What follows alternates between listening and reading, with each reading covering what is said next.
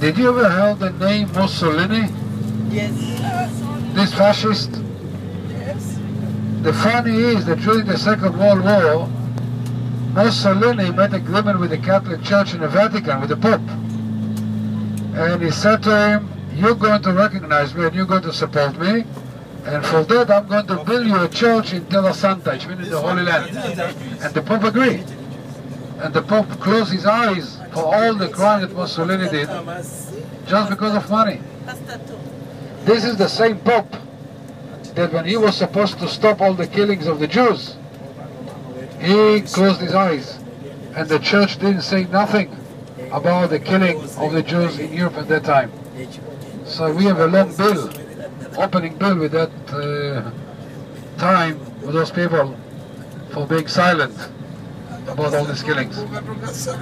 So that church was built by Mussolini, and to be honest, the church, the fact that built by Mussolini in a place like that, made me very upset, because I don't think he deserved.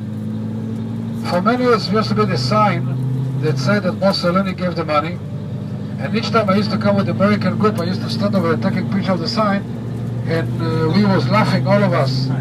And one day the sister that she ran the convent over there, she came to me, she said to me, Mendy, I see you for years, all the time I see you laughing over here. Why so funny?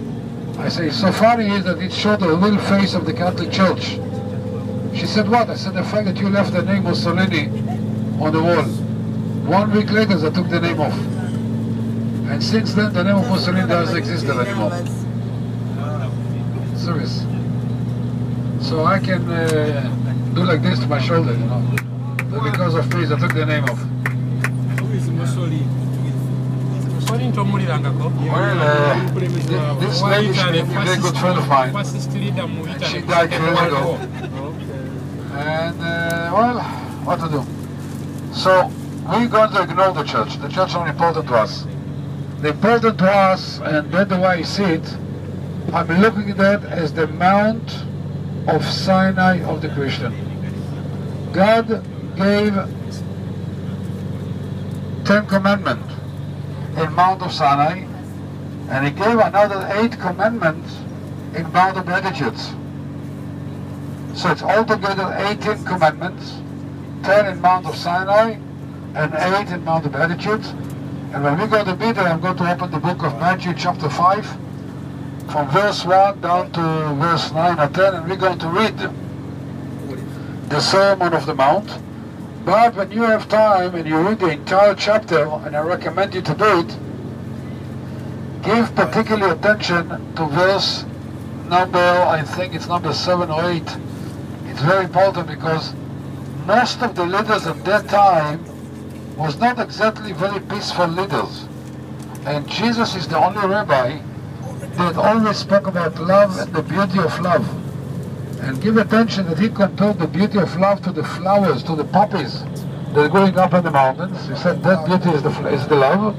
And he also said that those one are the peacemaker, are the merchants of God. Now I agree with him. And then look at verse 17, when Jesus was blamed that he changing the Jewish law. And in verse 17 he explained it, and he said, think not that I'm coming to change the law, to destroy the law. I'm coming to fulfill. And this is the Jewish law command, to fulfill the word of God and not to freeze ourselves under one explanation. Which means we have to think all the time and to go further and further in our philosophy. That's the laws.